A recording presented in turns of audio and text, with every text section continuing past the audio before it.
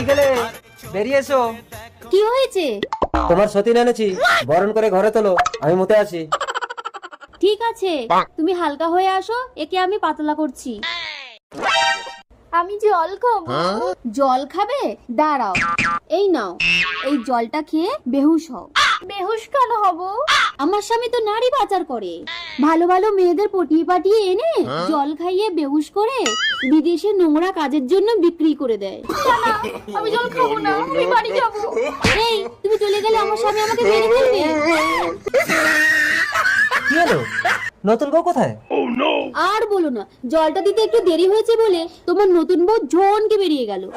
কি বলছো? দেখি জলটা কোন দিকে গেছে। ওই দিকে। যা, এবার জমবে খেলা। নতুন বউ, ও নতুন বউ, আমি নিজের হাতে তোমার জন্য জল এনেছি। আমি জল খাবো না।